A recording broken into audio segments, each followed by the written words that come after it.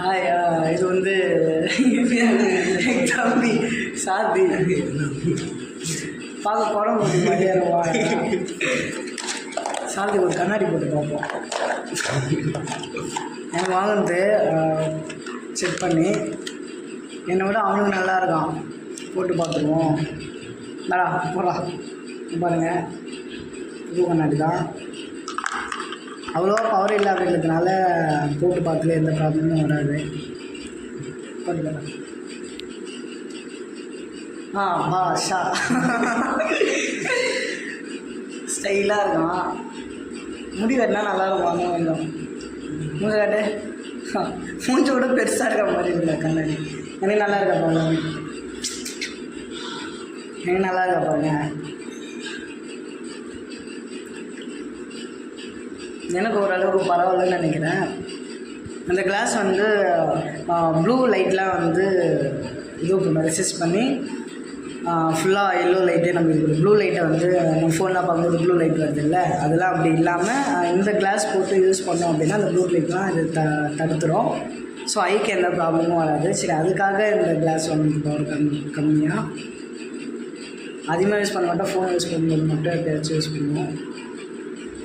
என்னடா அடிப்பா போகிற இந்த எக்ஸாம்லாம் முடிஞ்சு அவர் எப்படி ஒரு வீட்டுக்கு வந்துருக்காரு. இங்கே வந்து அங்கே ஊர் சுற்றுறது பார்த்தாதுன்னு இங்கே வந்து ஊர் சுற்றுவோம் அப்படின்னு சொல்லிட்டு பார்க்கலாம் கொடூரமாக இருக்கும்.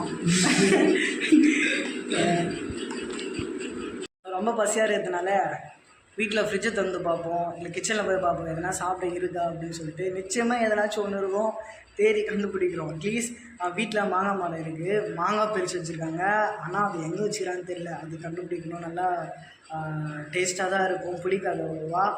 சரி வாங்க போய் சர்ச் பண்ணுவோம். வாடா போய் என்ன சாப்பிட்ருக்காங்க பார்ப்போம். வா, மொதல் வீட்டில் எதனா இருந்தால் திருடி சாப்பிட்றது இவர் தான், ஓடி ஓடி ஓடிறாரு அவர் தான். ஆனால் வந்து உண்மையை எப்பவுமே ஒத்துக்க மாட்டார் வச்சு சாப்பிட்றத. ஸோ வாங்க ஃப்ரிட்ஜில் என்ன இருக்கான்னு பார்ப்போம். ஃப்ரிட்ஜில் இப்போதைக்கு காய்கறி தான் இருக்குதுன்னு நினைக்கிறேன். வெள்ளி பழம் இருக்குது, அப்புறம் கொஞ்சம் சிக்கன் இருக்குது. ஃப்ரீசரில் ஐஸ் வாட்டர் மட்டும்தான் வச்சுருக்காங்க போல், வேறு எதுவும் இல்லை. அது சின்ன கப்பில். சரி, ஃப்ரிட்ஜில் எதுவும் சாப்பிட்றதுக்கு இல்லை. கொஞ்சம் வேர்க்காலம் இருக்குது, ஆனால் பச்சையாக சாப்பிட மாட்டோம், வேச்சா தான் சாப்பிட பிடிக்குன்றதுனால இப்போ நம்ம இதை ஃப்ரை பண்ணிடலாம், வச்சிடலாம். வாங்க என்ன இருக்கா தேடி பாடுறா.